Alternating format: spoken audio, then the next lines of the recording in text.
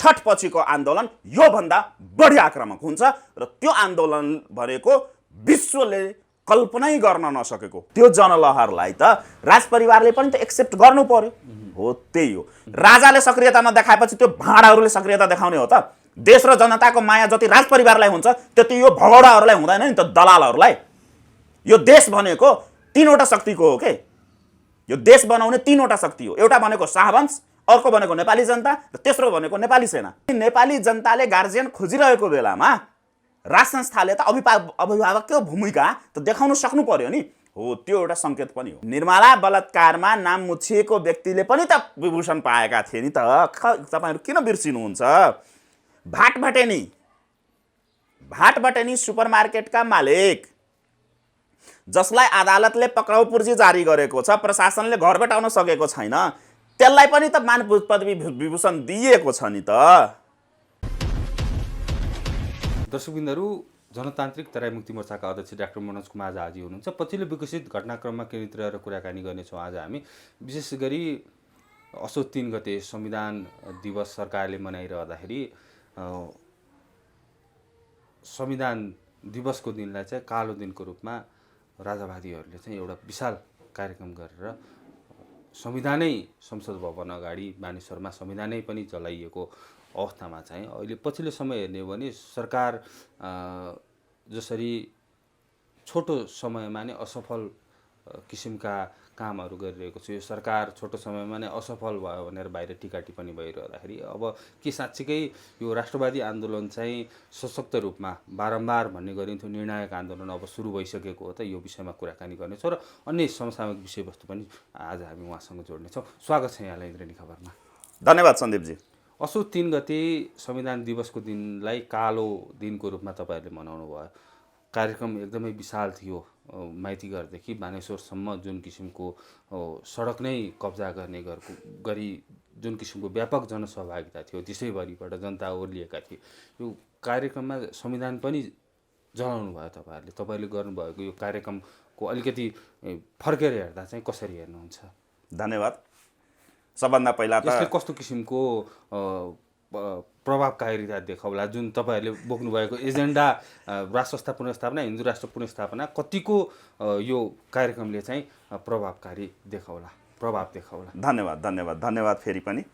सबभन्दा पहिला त हिजोको कार्यक्रमलाई विश्लेषण गर्नुभन्दा पहिला त सबभन्दा पहिला म इन्द्रेणी खबरलाई र व्यक्तिगत रूपमा यहाँलाई पनि र इन्द्रेणी खबर परिवार लगायत सम्पूर्ण देशभक्त मिडियाकर्मी साथीहरू र मिडियालाई जुन हिजो तपाईँहरूले हामीहरूको कार्यक्रमलाई पुरै आम जनता समक्ष देश विदेशसम्मै भनौँ पुर्याउनलाई जुन एकदमै निस्वार्थ भावनाले राष्ट्रवाद र राष्ट्रभक्तिले ओतप्रोत भएर त्यत्रो चर्को घाममा यहाँहरूले जुन मेहनत गर्नुभयो त्यसको लागि जति पनि प्रशंसा गर्दा कमै हुन्छ। 2 हात जोडी सबैलाई धन्यवाद दिन चाहन्छु। सँगसँगै हिजोको कार्यक्रममा काठमाडौँ लगायत देशैभरि जुन आम देशभक्त नेपाली नागरिकहरूको सक्रिय सहभागितामा, उल्लेख्य सहभागितामा जुन प्रदर्शनहरू भएका छन्, ती प्रदर्शनहरूमा सक्रिय सहभागिता जनाउने सम्पूर्ण देशभक्त राष्ट्रवादी आम नेपाली जनरमनहरूलाई 2 हात जोडी हृदयदेखि धन्यवाद दिन चाहन्छु र आभार पनि व्यक्त गर्न चाहन्छु। मैले नै झन्डै 1 महिना पहिला इन्द्रेणी खबरमै बोलेको थिएँ र सायद सम्भवतः पहिलोचोटि मैले नै बोलेको थिएँ, त्यसपछि साथीहरूले बोल्न थाल्नुभयो। मैले नै भनेको थिएँ आउँदो असोज 3 गते हामी संविधान जलाउँछौँ, इन्द्रेणी खबरमै भनेको थिएँ मैले। त्यो हिजो एकदमै सफल भएको छ। अब अर्को कुरा, हिजो मात्रै हामीले संविधान जलाएका हैनौँ। जनतान्त्रिक तराई मुक्ति मोर्चा, राष्ट्र नागरिक आन्दोलन, राष्ट्र बचाउ अभियान जुन मेरो नेतृत्वको सङ्गठन हो, यो सङ्गठनले विगत यो संविधान जारी भएदेखि नै प्रत्येक वर्ष असोज 3 गते कालो दिवस मनाउने र संविधान जलाउने हामी हाम्रो यो निरन्तरको कार्यक्रम हो, प्रत्येक वर्ष हामीले गरिरहेछौँ। र यो संविधान जारी हुँदै गर्दाखेरि हामी आन्दोलनमा थियौँ। जति बेला त्यो नाकाबन्दीहरू भएको थियो त्यति बेला यो संविधान यसरी आउनु हुँदैन भनेर कुनै शक्तिलाई निषेध गरिनु हुँदैन। संविधान भनेको एउटा राष्ट्रिय दस्तावेज हो, यसमा सबै शक्तिहरूको सबैको आवाजहरू, आम नेपाली जनताको आवाजहरू यसमा सुनिश्चित गरिनुपर्छ भनेर व्यापक रूपमा हामीले आन्दोलन गरिरहेका थियौँ। त्यसलेदेखि हामी आन्दोलनमै छौँ र सरकारले त्यति बेला संविधानको विषयवस्तुमा जुन जनमत सङ्कलन गरेको थियो त्यसमा हाम्रो सङ्गठनको सक्रिय सहभागिता थियो र त्यसमा हामीले घर घरै पुगेर एउटा मिसनै चलाएर हिन्दू अधिराज्यको बारेमा हामीले जनतालाई कन्भिन्स गरेर त्यहाँ लेख्न लगाएको थियौँ र जसलाई यो बौलाहा रामले कागजको खोस्टा भनेर त्यो जनताबाट आएको जनमतलाई लत्याएर सिंहदरबारमा कचराको डब्बामा फालेको इतिहास पनि छ। त्यो छ। अब यो सबै कुराहरू जोड्न जान्छ त्यो हिजोको कार्यक्रममा।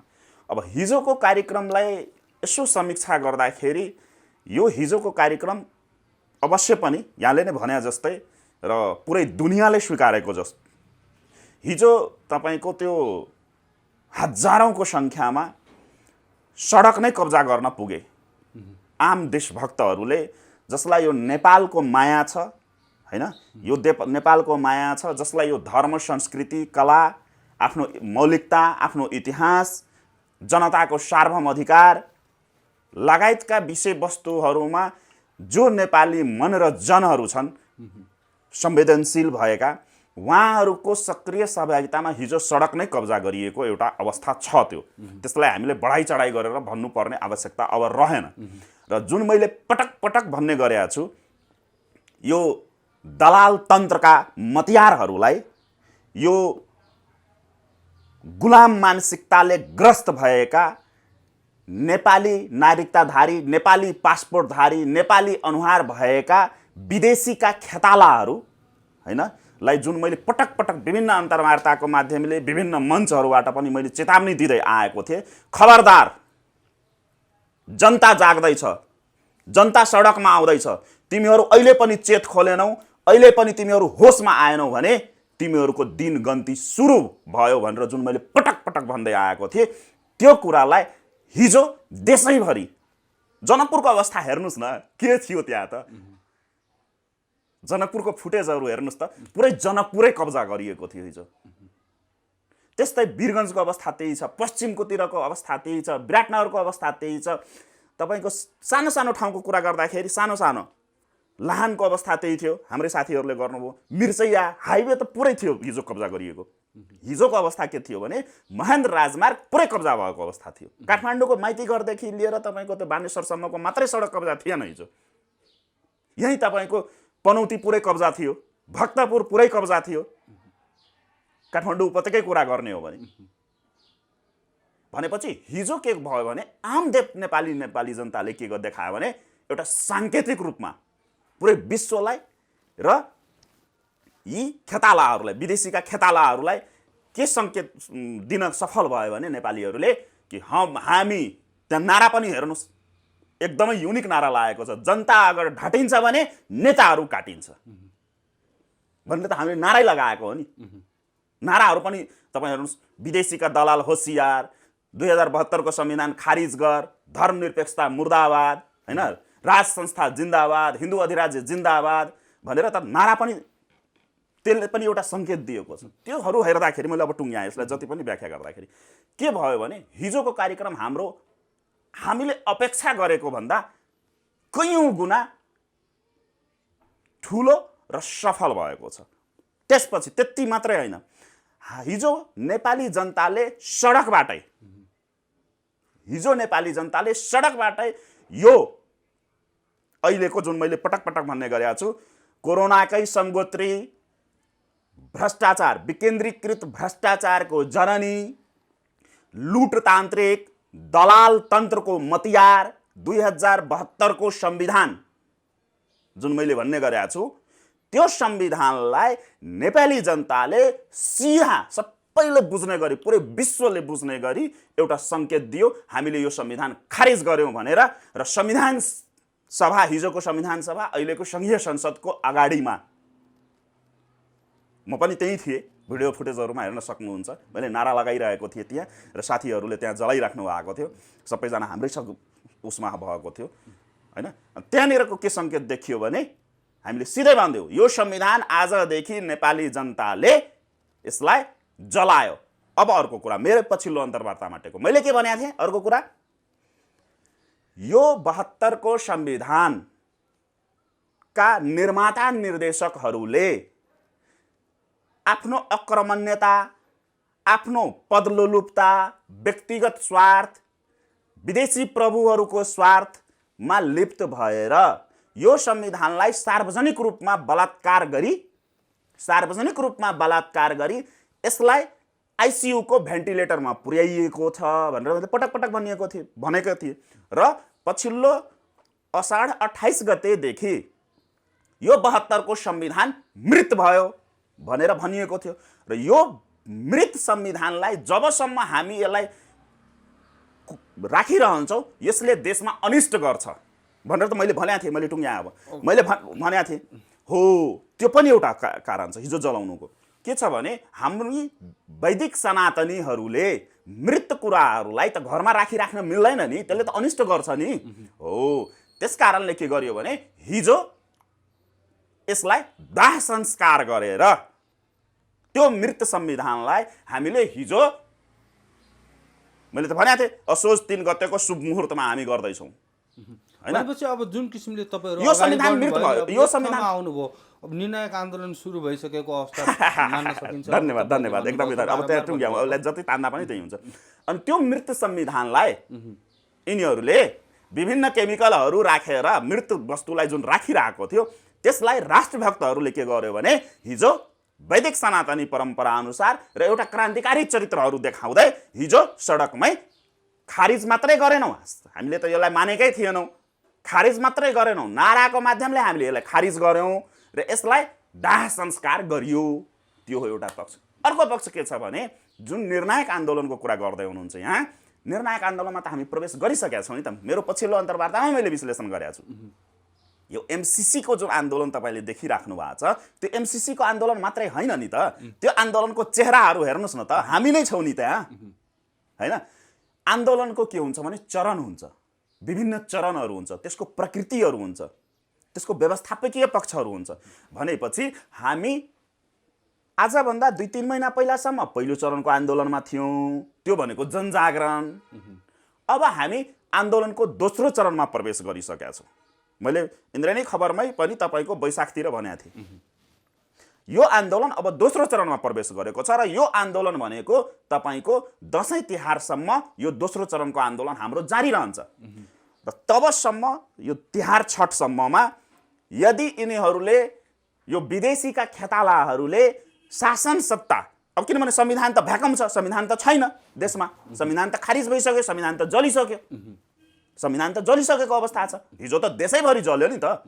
अब देशैभरिका जनताले जब जलाइसके संविधान त भ्याकुम भयो, कन्स्टिट्युसनल भ्याकुम भनिन्छ के पोलिटिकल शब्दमा। यो संवैधानिक भ्याकुम भएको अवस्थामा यिनीहरूले बलजफ्ती गरेर जुन शासन सत्तामा सिंहदरबारमा कब्जा गरेर बसेका छन्, यिनीहरूलाई त म यही अन्तर्वार्ताको माध्यमले के भन्न चाहन्छु, तिमीहरूको यदि अलिकति पनि बुद्धि छ भने तत्काल शासन सत्ता आम नेपाली जनताका हातमा सुम्प। यदि यिनीहरूले छठसम्ममा शासन व्यवस्था आम देशभक्त नेपाली नागरिकहरूलाई सुम्पेन भने छठ पछिको आन्दोलन यो भन्दा बढी आक्रामक हुन्छ र त्यो आन्दोलन भनेको विश्वले कल्पनै गर्न नसकेको, पुरै विश्वले कल्पना गर्न नसकेको हामी रोड म्याप सहित निस्किँदैछौँ र त्यो भनेको तेस्रो चरणको आन्दोलन हुन्छ र त्यसले यो सबै कुडा कचराहरू फोहोर मैलाहरूलाई बढाडेर बागमतीमा सेलाइन्छ। अब अलिकति पछिल्लो समय हेर्ने हो भने राजपरिवारको सदस्यहरूको चाहिँ सक्रियता एकदमै बढेको छ। पृथ्वीराज पारस शाह जुन हनुमान ढोकामा त्यहाँ एउटा कुमारीहरूलाई राखेर चाहिँ पूजाको आयोजना गरिएको थियो, त्यहाँ हनुमान ढोकामा इन्द्रजात्रा अवलोकनको लागि पनि जानुभयो। हिमानी शाहको कुराकानी गर्ने हो भने शान्तिधाममा एउटा कार्यक्रममा त्यहाँ पनि हजारौँ जनताले हिमानी शाहलाई स्वागत गरेको त्यो किसिमको एक किसिमको माहौल थियो र लगत्तै फेरि जनकपुर धाम जानुभएको छ। त्योभन्दा बाहेक पनि अरू विभिन्न कार्यक्रमहरू आइरहेको छ देशव्यापी रूपमा। भनेपछि पछिल्लो समय देशको राजनीति जुन जटिलतातर्फ जाँदै गर्दाखेरि जुन विकृति विसङ्गतिले एउटा उच्च बिन्दु नागिरहँदाखेरि चाहिँ यो राजपरिवारको सक्रियतालाई चाहिँ कसरी हेर्न सकिन्छ, कस्तो अर्थ राख्छ? धन्यवाद फेरि सन्दीपजी, एकदमै सकारात्मक प्रश्न उठाइदिनु हो। सबभन्दा पहिला त इन्द्रेणी खबरलाई धन्यवाद, फेरि इन्द्रेणी खबरलाई धन्यवाद दिन चाहन्छु र विशेष गरी यहाँलाई पनि।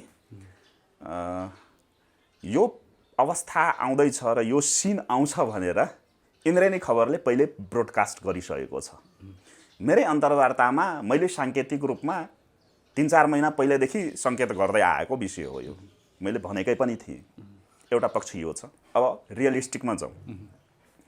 सबभन्दा पहिला के छ भने यसमा 2-3वटा पाटोहरू छन् र मैले भन्दै आएको विषय हो।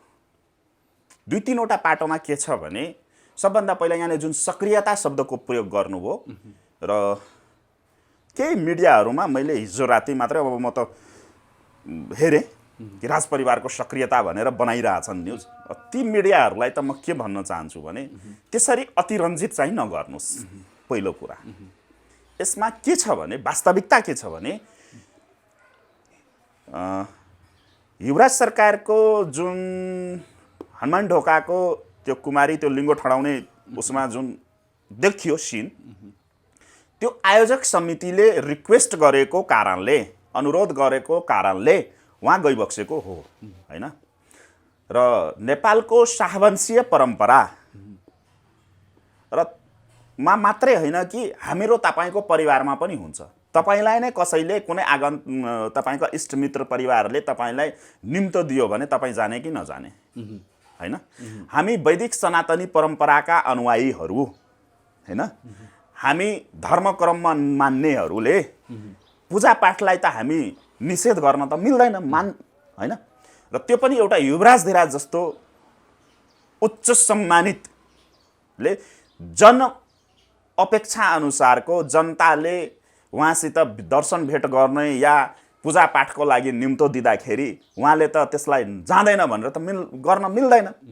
त्यस कारणले यो सक्रियता भन्दा पनि के हो भने युवराज सरकारको, त्यसपछि म हिमानी सरकारमा टेक्छु, युवराज सरकारको त्यो भ्रमण भनेको नितान्त रूपमा धार्मिक भ्रमण हो र त्यो पनि जनताले बोलाइदिएको र आयोजक समितिले बोलाइदिएको कारणले गएको। अब अर्को त्यो पक्ष त्यसमा के छ भने त्यसमा अर्को पनि के देखिन्छ भने जनताले त राज संस्थै खोजेको रहेछ भनेर त यसले पनि प्रमाणित गरेको रहेछ। फेरि हिजोको हाम्रो कार्यक्रममा जान्छ, ठोक्किन जान्छ क्या त्यो कुरा। हामीले उठाइरहेको कुरा भनेको के हो भने हामीले जे कुरा उठाइरहेछौँ वास्तविक रूपमा यो देश र जनताको प्रतिनिधि त हामी नै हो। हामीले वास्तविक कुरा उठाएका छौँ। यी विदेशीका खेतालाहरूले त विदेशीको इन्ट्रेस्टमा कुराहरू गर्दो रहेछ, देश र जनताको कुरा गर्दो रहन्छ भनेर त हामीले प्रमाणित हुन्छ नि त। हामीले उठाउने कुरा र हिजो त्यो अस्तिको 2 दिन पहिलाको युवराज सरकारको भ्रमणले पनि त्यो प्रमाणित गर्छ। त्यो एउटा पक्ष छ। अर्को पक्ष हिमानी सरकारको कुरा गरौँ। हिमानी सरकारको भ्रमण पनि त्यो हिमानी ट्रस्टको माध्यमले विभिन्न त्यो धार्मिक सामाजिक कार्यहरूमा हिमानी ट्रस्ट संलग्न छ भनेर त यो पुरै दुनियाँलाई थाहा छ। र हिमानी ट्रस्टको संरक्षक भनेको हिमानी सरकार हो। अनि त्यो हिमानी ट्रस्टको कार्यक्रममा उहाँ जानुभएको हो। त्यो सँगसँगै के छ भने त्यसमा धार्मिक कुराहरू पनि जोडेर आएको छ। र यत्रो यो देशैभरिमा जुन राज संस्थाप्रतिको जनलहर जनता माझमा एकदमै घुलमिल भइरहेको हैन, एकदमै धन्यवाद। त्यही म भन्दै थिएँ। अब एउटा पक्ष त्यो हिमानी ट्रस्टको मुभमेन्ट हो। अर्को पक्ष के छ भने धार्मिक कुराहरू पनि छ। जानकी मातालाई दर्शन गरिएको छ, पूजापाठ गरिएको छ भनेपछि त्यो सँगसँगै धार्मिक क्रम पनि हो। र अर्को कुरा के छ भने शाहवंशीय त राजा ज्ञानेन्द्रलाई पनि हेरौँ या अरू अन्यलाई पनि, राजपरिवारले जहिले पनि जनताको भावनालाई प्रतिबिम्बित प्रतिबिम्बित गरिरहेको अवस्था छ। राजाले दरबार छोड्दा पनि त्यो सम्बोधनमा पनि के भनिबक्सेको थियो? जनताको नासो जनतालाई फर्काएको छु, हैन? र जुन यो गणतन्त्र धर्मनिरपेक्षता लगायतको कुराहरू लादिएको थियो त्यो पनि राजासित भएको सहमति भन्दा भिन्न गरेको छ भनेर त अहिले त प्रमाणित भइसकेको छ। सबभन्दा पहिला उठाउने 5 बुँदे सहमति उठाउने व्यक्ति म इन्द्रेणी खबरमै मैले अहिले त व्यापक रूपमा सबैलाई थाहा भइसक्यो यो कुरा, हैन? व्यापक रूपमा तपाईको चर्चा छ। यो सबै कुराहरूले गर्दाखेरि के छ भने यो सक्रियता यसलाई मान्न मिल्दैन। जुन देशैभरि जनकपुर भ्रमणमा जुन दृश्य देखियो नि त्यहाँ हाम्रै पार्टीका साथीहरू पनि थिए, देखि लिएर चाहिँ हिमानी सरकारको जय होसदेखि लिएर त्यहाँ ठुलो जुन भिड हजारौंको संख्यामा सडकै कब्जा गरेर त्यो भन्दै थिएँ म। अब त्यो देशैभरिको जुन जनउभार छ राज संस्थाप्रतिको, जसलाई यी विदेशीका दलालहरूले विभिन्न जालझेल प्रपञ्च रचेर जनतालाई दिग्भ्रमित गरेर ओझेलमा पार्न खोजेका थिए, त्यो जनलहरलाई त छेक्न सकेन यिनीहरूले। फेरि त्यो जनलहर देखिएको छ सडकमा। अनि त्यो जनलहरलाई त राजपरिवारले पनि त एक्सेप्ट गर्नु पर्यो। हो त्यही हो। र हिमानी सरकारको जनकपुरमा भ्रमण हुँदाखेरि राजपरिवारबाट त्यो भनौँ न आइजा भनेर आउनुस् तपाईहरू भनेर भनिएको होइन। हिजोको जुन जनकपुरको सिन छ त्यो के हो भने हिजो हाम्रो संविधान जलाउने कार्यक्रम थियो, विभिन्न सङ्घ संस्थाहरू मिलेर, हैन? विभिन्न सङ्घ संस्थाहरूको कम्बाइन पुरै देशभरि त्यस्तै भएको थियो कार्यक्रम। सबै राष्ट्रभक्तहरूको कम्बाइन्ड कार्यक्रम थियो त्यो क्या सबै ठाउँमा। अनि त्यो कार्यक्रम हुँदै गर्दाखेरि त्यो हिमानी ट्रस्टको पनि कार्यक्रम त्यहाँ ठोकिन गयो, हिमानी सरकारको पनि त्यहाँ सवारी ठोकिन गयो।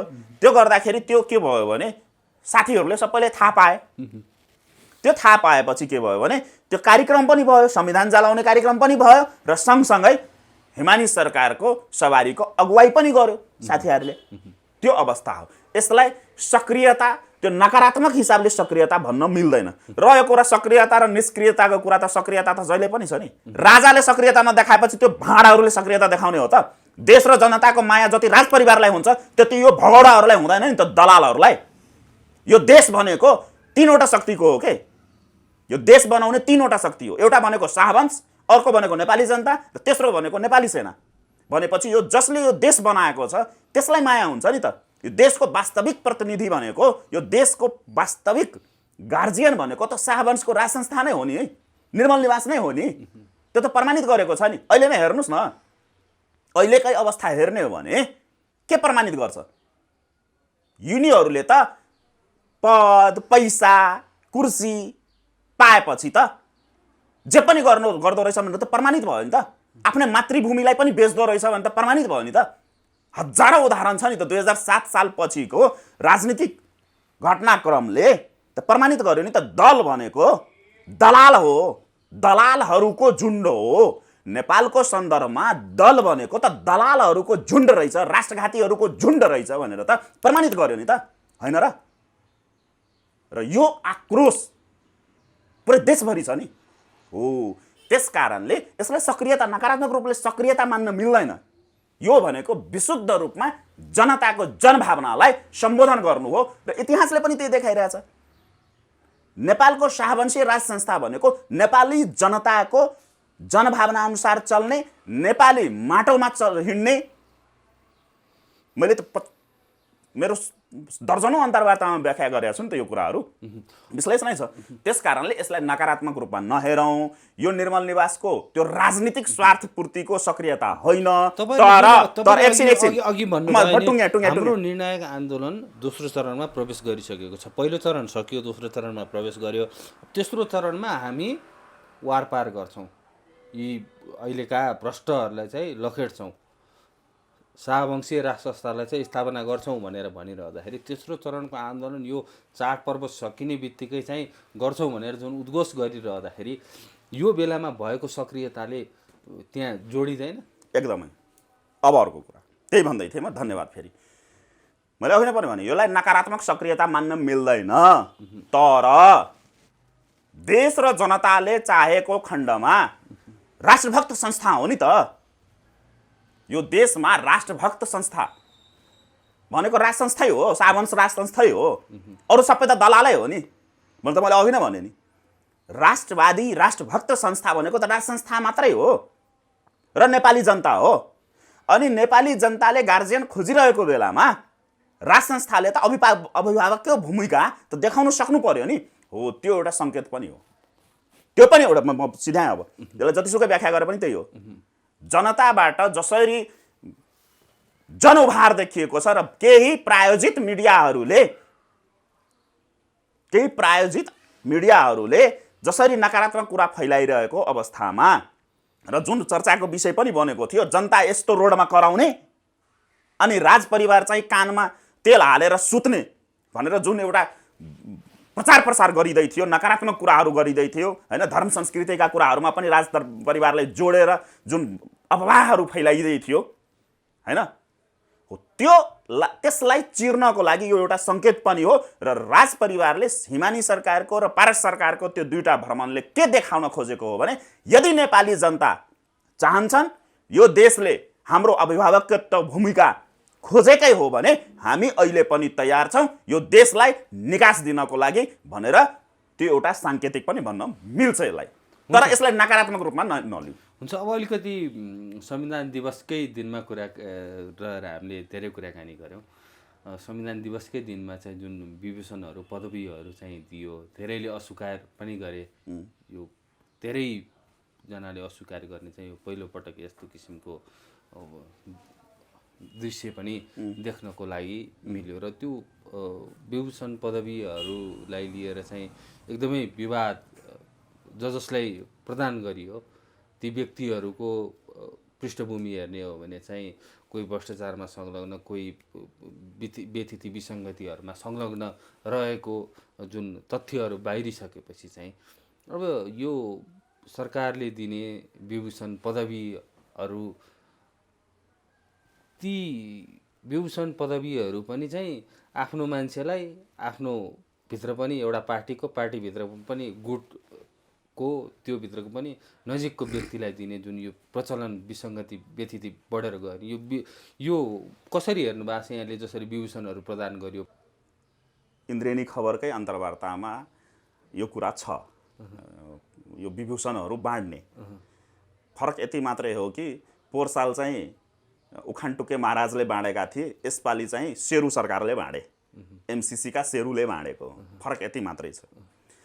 त्यस कारणले अब चाहिँ यसलाई मैले के भन्दाखेरि यो चाहिँ यो विभूषण र पदवीको सेन्समा भन्दाखेरि के छ भने, नेपालमा अहिले पनि विभूषण र पदवी छ र? विभूषण र पदवीहरू छ र? छैन नि। त्यो त राज संस्थाको पालामा हुन्थ्यो भन्न खोज्नुभयो तपाईँ? होइन, त्यही भन्दैछु। के हुन्छ भने विभूषण र पदवीहरूको, मान पदवीहरूको एउटा सम्मान हुन्छ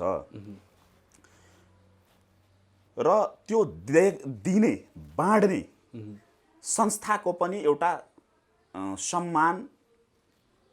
सम्मानित संस्थाले बाँड्ने हो। अब जब देशमा नै तपाईँको कुनै त्यस्तो जनताको प्रतिनिधित्व गरेको संस्था छैन, देशको प्रतिनिधित्व गरेको संस्था नै छैन नेपालमा विगत 15 वर्षदेखि, यहाँ त तपाईँको देश र जनताको स्वाभिमान झल्किने, सम्मान झल्किने, अस्तित्व झल्किने संस्थै नै छैन भनेपछि यो तपाईँको कुरौटे भरौटे लेप्चे लाम्चेहरूले दिने मान पदवीले केही भ्यालु राख्छ र? पहिलो कुरा। अर्को कुरा, जब यो व्यवस्था नै, यो शासन व्यवस्था नै मैले भन्ने गरेका छु, कोरोनाकै समगोत्री, विकेन्द्रीकृत भ्रष्टाचारको जननी, लुटतान्त्रिक, गनाउने तन्त्र, दलाल तन्त्र भनेर जब यसलाई प्रमाणित भइसकेको अवस्थामा, जब यो व्यवस्था नै तपाईँको गनाउने तन्त्र हो, लुट तन्त्र हो, दलाल तन्त्र हो भनेपछि जस्तो व्यवस्था हुन्छ त्यसको क्रियाकलाप पनि त त्यस्तै हुन्छ। त्यही हुने हो नि। हाम्रो घर परिवारमै हामी जस्तो हुन्छौँ त्यसको प्रभाव त हाम्रो सन्तानहरूमा, छरछिमेकमा त पर्छ नि।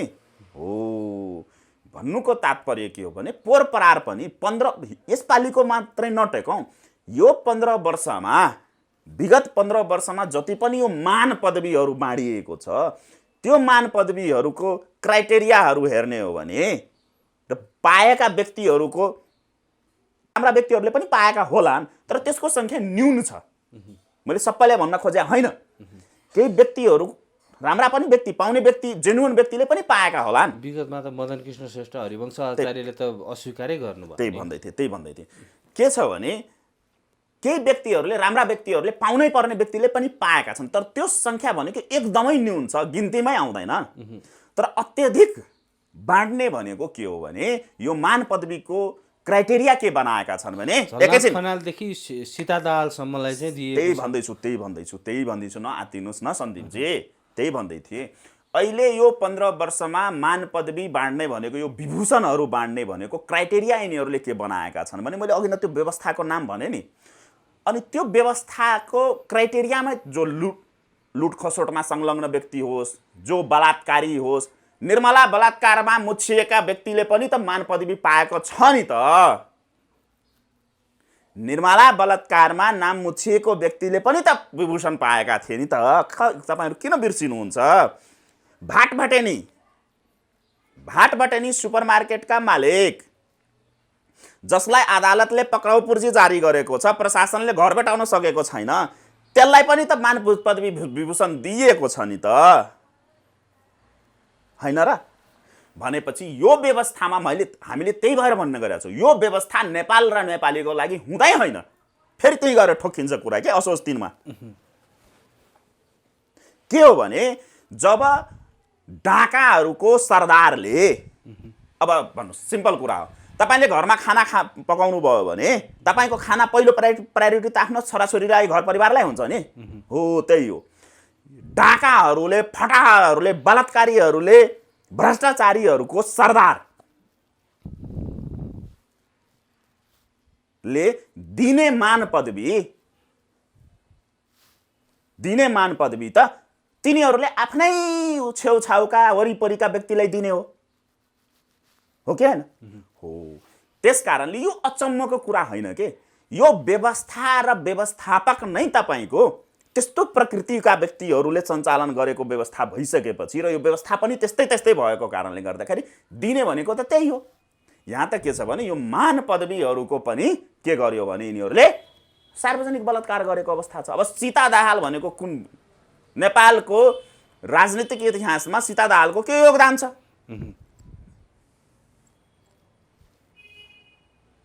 हैन? त्यति मात्र। मैले अघि नै पनि भने निर्मला बलात्कारमा मुछिएको व्यक्तिलाई पनि मान पदवी दिएको छ, के अरे भ्रष्टाचारमा मुछिएका व्यक्तिहरूको पनि दिएको छ, राज्यको राजस्व नै गोर्लम्म निलेको डकार पनि नगरेको व्यक्तिलाई पनि मान पदवी दिएको छ भने यसमा यो छलफलको विषय होइन के हो। अब सरकारले एकपछि अर्को यस्ता निर्णयहरू गर्दैछ, अर्को निर्णयको कुराकानी गर्ने हो भने चाहिँ आयस्रोत नखुलाई पनि अब लगानी गर्न पाउने सुविधा चाहिँ यो सरकारले दिँदैछ।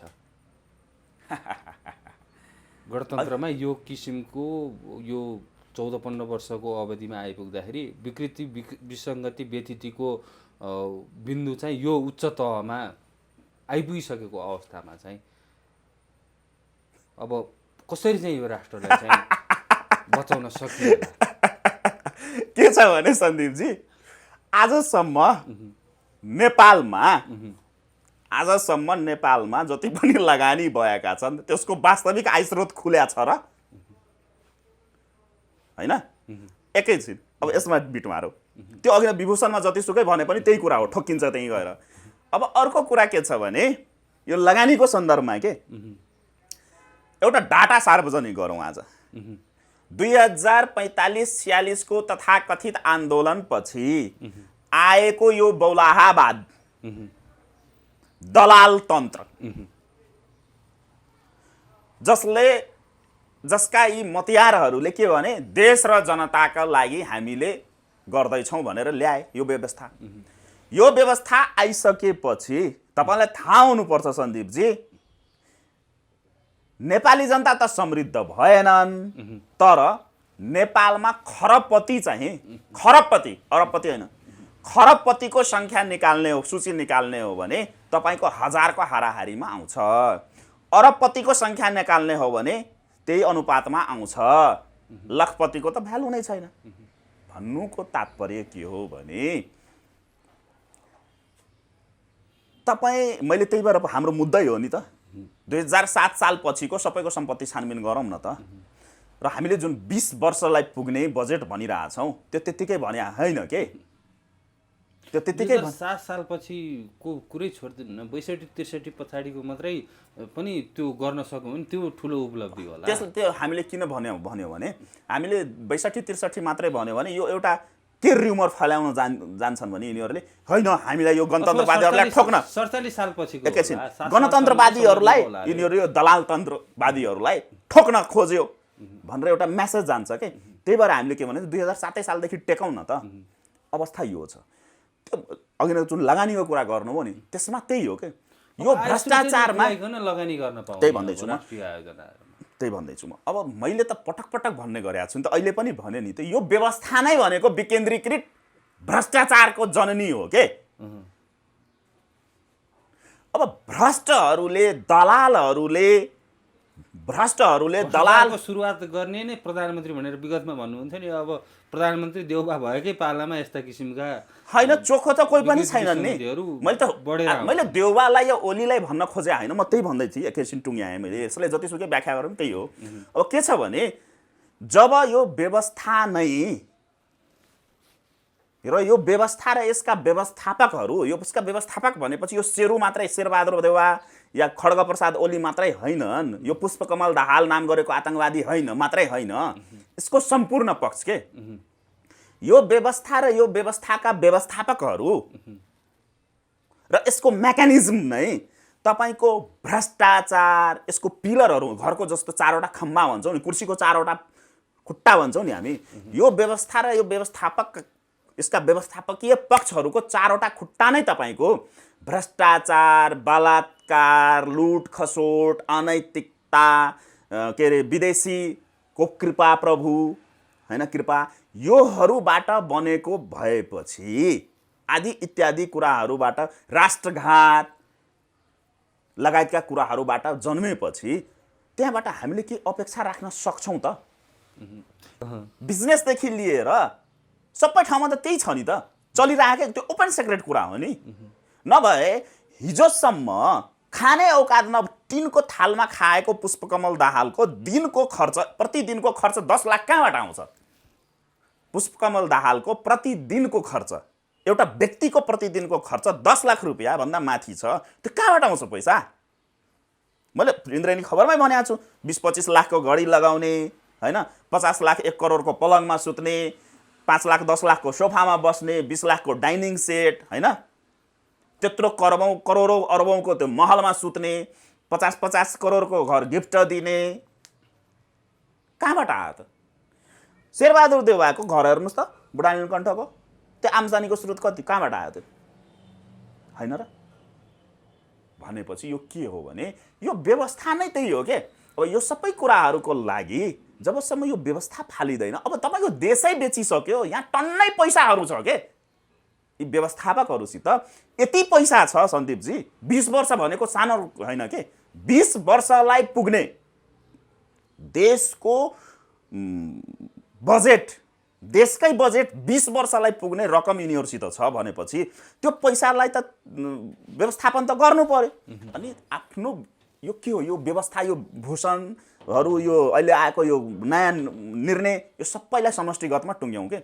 यो व्यवस्था नै तपाईँको के हो भने आफू, आफ्नो श्रीमती, आफ्ना गर्लफ्रेन्ड, आफ्ना बोयफ्रेन्ड, समधी, छोरा छोरी, बुहारी